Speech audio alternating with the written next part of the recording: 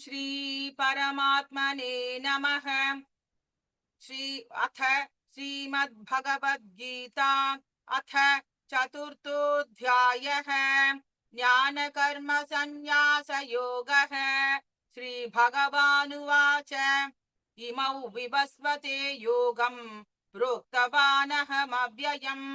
विवस्वान्मनवे प्राह मनुरिक्ष्वाकवे ब्रवीत् एवं परम्परा प्राप्तम् इमं राजर्षयो विदुः सकाले नेह महता योगो नष्टः परन्तप स एवायं मया तेद्य योगः प्रोक्तः पुरातनः भक्तोऽसि मे सखा चेति रहस्यं ह्येतदुत्तमम्। अर्जुन उवाच अपरं भवतो जन्म परं जन्म विभस्वतः कथमेतद्विजानीयाम् त्वमादौ प्रोक्तवानिति। श्रीभगवानुवाच बहूनि मे व्यतीतानि जन्मानि तव चार्जुन तान्यहौ वेद सर्वाणि न त्वो वेत्थ परन्तप अजोऽपि सन्नव्ययात्मा भूतानामीश्वरोऽपि सन् प्रकृतिं स्वामधिष्ठाय सम्भवाम्यात्ममायया यदा यदा हि धर्मस्य ग्लानिर्भवति भारत अभ्युत्थानमधर्मस्य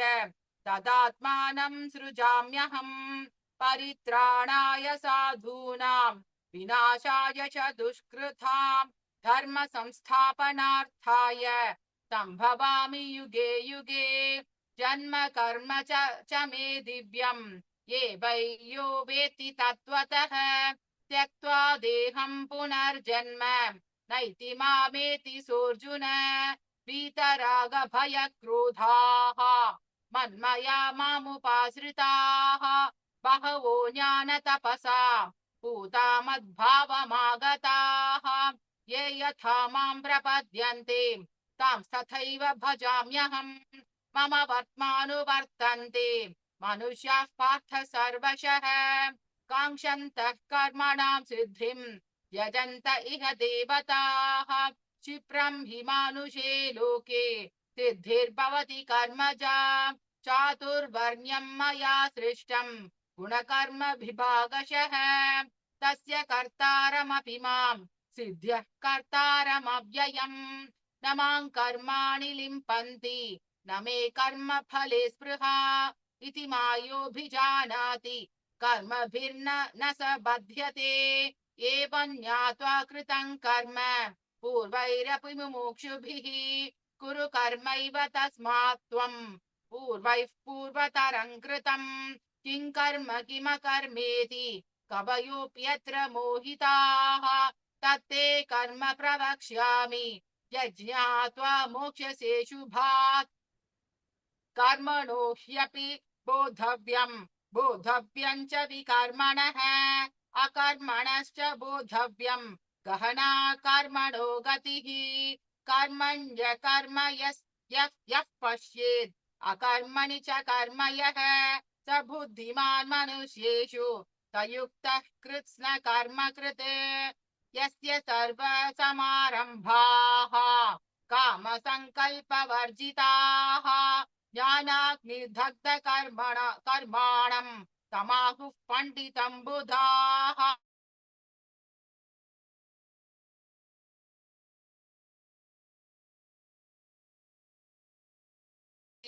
नैव किञ्चित् करोति सः निराशीर्यत चित्तात्मा युक्त सर्वपरिग्रहः शारीरं केवलं कर्म कुर्वन्नाप्नोति किल्बिषम् यदृच्छालाभ सन्तुष्टः द्वन्द्वातीतो विमत्सरः समसिद्धावसिद्धौ च कृत्वापि न निबध्यते गतसङ्गस्य मुक्तस्य ज्ञानावस्थितचेतसः यज्ञायाचरतः कर्म समग्रं प्रविलीयते ब्रह्मार्पणं ब्रह्महविः ब्रह्माग्नौ ब्रह्मणाहुतम् ब्रह्मैव तेन गन्तव्यम् ब्रह्म कर्म समाधिना दैवमेवापरे यज्ञम् योगिनः पर्युपासते ब्रह्माज्ञावापरे यज्ञेनैवोपजुह्वति श्रोत्रादीनीन्द्रियाण्यन्ये संयमाग्निषु जुह्वति शब्दादीन् विषयानन्ये इन्द्रियाग्निषु जुह्वति सर्वाणीन्द्रियकर्माणि प्राणकर्माणि चापरे आत्मसंयम योगाग्नौ जुह्वति ज्ञानदीपिते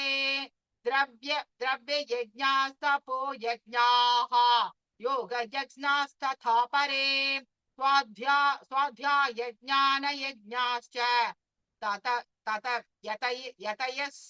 संशितव्रताः अपाने जुह्वति प्राणम् प्राणे पानं तथा परे प्राणापानगतिरुद्ध्वा प्राणायामपरायणाः अपरे नियताहाराः प्राणान् प्राणेषु जुह्वति सर्वेऽप्येते यज्ञविदः यज्ञक्षपितश्चाः यज्ञशिष्टामृतभुजः याति ब्रह्म सनातनम् नायल्लोकोऽस्य यज्ञस्य कुतोऽन्यः कुरु सत्तम एवं बहुविधा यज्ञाः विदता ब्रह्मणो मुखे कर्मजान् विद्धितान् सर्वान् एवं ज्ञात्वा विमोक्ष्यसे श्रेयान् द्रव्यमयाद्यज्ञात् ज्ञानयज्ञः परन्तप सर्वं कर्माखिलं पार्थ ज्ञाने परिसमाप्यते तद्विद्धि प्रणिपातेन परिप्रश्नेतेवया उपदेक्ष्यन्ति ते ज्ञानम् ज्ञानिनस्तत्त्वदर्शिनः यज्ञात्वा न पुनर्मोहम् एवैयास्यसि पाण्डव येन भूतान्यशेषेण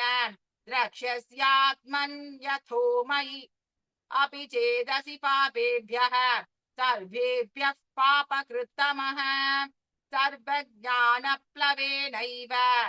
प्रजिनं सन्तरिष्यसि यथैधांसि समिद्धोऽग्निः भस्मसात् कुरुतोऽर्जुन ज्ञानाग्निः सर्वकर्माणि भस्मसात् कुरुते तथा न हि ज्ञानेन सदृशम् पवित्रमिह विद्यते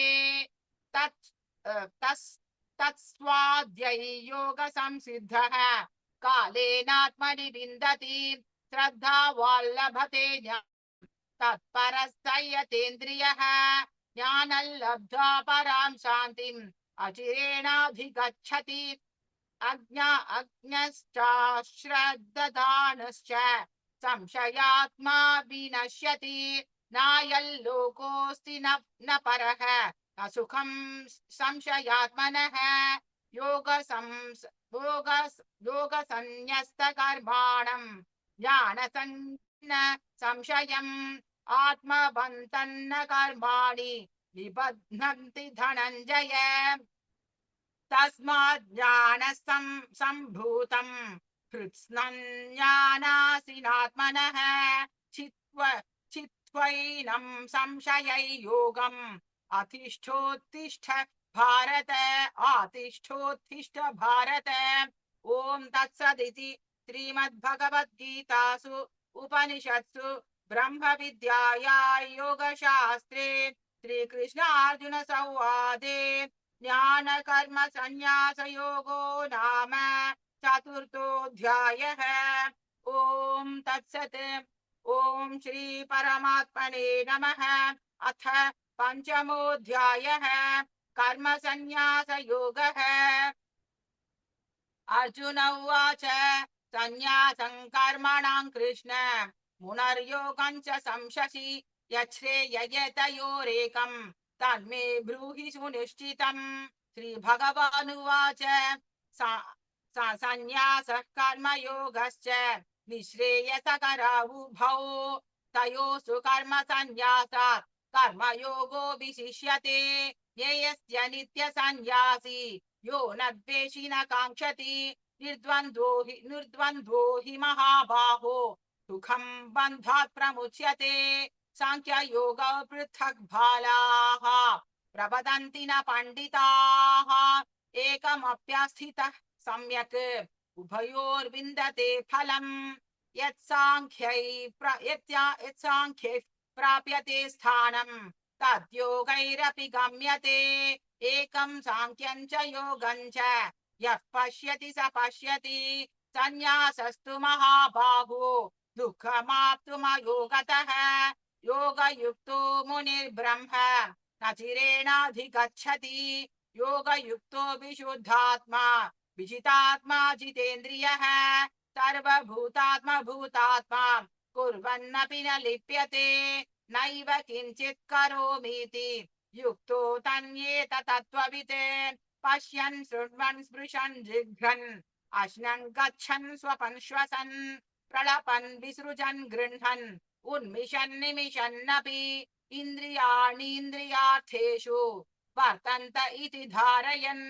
ब्रह्मण्याधाय कर्माणि सङ्गं त्यक्त्वा करोति यः लिप्यते न स पापेन पद्मपत्रमिभसा कायेन मनसा बुद्ध्या केवलैरिन्द्रियैरपि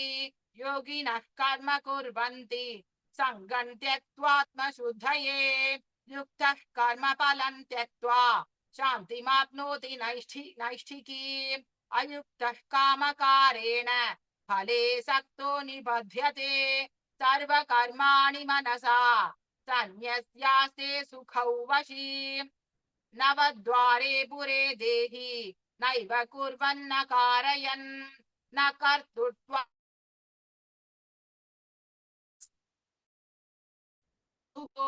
न कर्मफलसंयोगम् स्वभावस्तु प्रवर्तते नादत्ते कस्यचित् पापम् न चैव सुकृतौ विभुः ज्ञानेनावृतं ज्ञानं तेन मुह्यन्ति जन्तवः ज्ञानेन तु तदज्ञानम् येषान्नाशितमात्मनः येषामादित्यवज्ञानम् प्रकाशयति तत्परम् तद्बुद्धयस्तदात्मानः तन्निष्ठास्तत्परायणाः गच्छन्त्य पुनरावृत्तिम् ज्ञाननिर्धूतकल्मषाः विद्या विनयसम्पन्ने ब्राह्मणे गविहस्तिनि शुनि चैव श्वपाके च पण्डितास्तमदर्शिनः इहैव तैजितः सर्गः येषां सम्ये स्थितं मनः निर्दोषं हि समं ब्रह्म तस्माद् ब्रह्मणि ते स्थिताः न प्रहृष्येत् प्रियं प्राप्य नोद्विजेत् प्राप्य च प्रियं स्थिरबुद्धिरमूढः ब्रह्मविद् ब्रह्मणि स्थितः बाह्यस्पर्शेष्वसक्तात्मा विन्दत्यात्मनि यत्सुखम् स ब्रह्मयोगयुक्तात्मा सुखमक्षयमश्नुते ये हि संस्पर्शजा भोगाः दुःखयोनय एव ते आद्यन्तवन्तः कौन्तेय न तेषु समते बुधः शक्नोति हैव यः सोढुम् प्राक्शरीरविमोक्षणात् कामक्रोधोद्भवौ वेगम् स युक्तः सुखी नरः योऽन्तः सुखोऽन्तरारामः हतान्तज्योतिरेव यः स योगी ब्रह्मनिर्वाणम् ब्रह्मभूतोऽधिगच्छति लभन्ते ब्रह्मनिर्वाणम् ऋषयः क्षीणकल्मषाः छिन्नद्वैधा यतात्मानः सर्वभूतहिते रताः कामक्रोधवियुक्तानां यतीनायतचेतसाम् अभितो ब्रह्मनिर्वाणम् वर्तते विदितात्मनाम् स्पर्शान् कृत्वा बहिर्बाह्यान् चक्षुश्चैवान्तरे भ्रुवोः प्राणापानौ समौ कृत्वा यतेन्द्रियमनोबुद्धिः मुनिमोक्षपरायणः विगतेच्छा भयक्रोधः यस्तदा मुक्त एव सः भोक्तारयज्ञतपसां सर्वलोकमहेश्वरम् सुहृदं सर्वभूतानां ज्ञात्वा मां शान्तिमृच्छति। ॐ तत्सदिति श्रीमद्भगवद्गीतासु उपनिषत्सु ब्रह्म विद्याया योगशास्त्रे श्रीकृष्णार्जुन संवादे कर्म संन्यास योगो नाम पंचमोऽध्यायः। ओम तत्सत्। ओम श्री परमात्मने नमः। अथ षष्ठोऽध्यायः आत्मसंयम योगः। श्री भगवानुवाच अनाश्रितः कर्म फलम् कार्यं करोति यः स सन्न्यासी च योगी च न निर्अग्निर्न चाक्रियः यं सन्न्यासमिति प्राहुः योगं तौ विद्धि पाण्डव न ह्यसन्न्यस्त संकल्पः योगी भवति कश्चन आरुरुक्षोर्मुनेर्योगं कर्म कारणमुच्यते योगारूढस्य तस्यैव शमः कारणमुच्यते यदा हिनेन्द्रियार्थेषु न कर्मस्वनुसज्जते सर्वसंकल्पसन्न्यासी योगारूढस्तदोच्यते उद्धरेदात्मनात्मानं नात्मानमवसादयेत् आत्मनो बन्धुः आत्मैव रिपुरात्मनः बन्धुरात्मात्मनस्तस्य येनात्मैवात्मना जितः अनात्मनस्तु शत्रुत्वे वर्तेतात्मैव शत्रुवत् जितात्मनः प्रशान्तस्य परमात्मा समाहितः शीतोष्ण सुख दुःखेषु तथा मानापमानयोः ज्ञान विज्ञान तृप्तात्मा कूटस्थो विजितेन्द्रियः युक्त इत्युच्यते योगी समलोष्टाश्मकाञ्चनः सुहृन्मित्रार्युदासीन मध्यस्थद्वेष बन्धुषु साधुष्वपि च पापेषु समबुद्धिर्विशिष्यते योगी युञ्जीत सततम् आत्मानं रहसि स्थितः एकाकी यतचित्त्वात्मा निराशीर परिग्रहः शुचौ देशे प्रतिष्ठाप्य स्थिरमासनमात्मनः नात्युच्छ्रितन्नातिनीचं शैलाजिनकुशोत्तरम् तत्रैकाग्रं मनः कृत्वा यतचित्तेन्द्रियक्रियः उपविश्यासने युञ्जात् योगमात्मविशुद्धये समङ्काय शिरो ग्रीवं धारयन्नचलं स्थिरः सम्प्रेक्ष्य नासिकाग्रं स्वं दिशश्चानवलोकयन् प्रशान्तात्मा विगतभीः ब्रह्मचारि व्रते स्थितः मनसंयम्य युक्त आसीत मत्परः युञ्जन्नेवं सदात्मानम् योगी नियतमानसः शान्तिं निर्वाणपरमां मत्संस्थामधिगच्छति नातस्तु योगोऽस्ति न चैकान्तमनश्नतः न चातिस्वप्नशीलस्य जाग्रतो चैव चार्जुन युक्ताहारविहारस्य युक्तचेष्टस्य कर्मसु स्वप्नावबोधस्य योगो भवति दुःखः यदा विनीतं चित्तम् आत्मन्येवावतिष्ठते निःस्पृहः सर्वकामेभ्यः युक्त इत्युच्यते तदा यथा दीपो निवातस्थः नेङ्गते सोपमा स्मृता योगिनो यतचित्तस्य उञ्जतो योगमात्मनः यत्रो परमते चित्तं निरुद्धै योगसेवया तत्र सेवात्मनात्मानं पश्यन्नात्मनि तुष्यति सुखमात्यन्तिकै यत्तत् बुद्धिग्राह्यमतीन्द्रियम्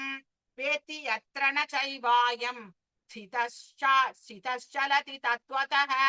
यल्लब्ध्वा चापरल्लाभम् मन्यते नाधिकम् ततः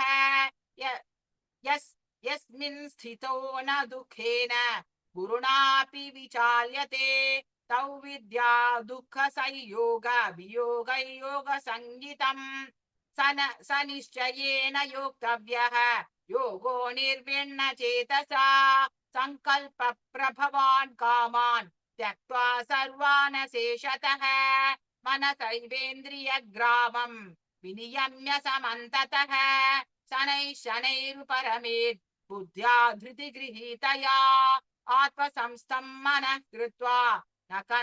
किञ्चिदपि चिन्तयेत् यतो निश्चरति मनश्चञ्चलमस्थिरम् ततस्ततो नियम्यैतत् आत्मन्येव वशन्नयेत् प्रशान्तमनसं ह्येनं योगिनं सुखमुत्तमम् उपैति शान्तरजसं ब्रह्मभूतमकल्मषम् युञ्जन्नेवं सदात्मानं योगी विगतकल्मषः सुखेन ब्रह्म संस्पर्शम् अत्यन्तं सुखमश्नुते सर्वभूतस्थमात्मानं सर्वभूतानि चात्मनि ईक्षते योगयुक्तात्मा सर्वत्र समदर्शनः यो मां पश्यति सर्वत्र सर्वं च मयि पश्यति तस्याहं न प्रणश्यामि स च मे न प्रणश्यति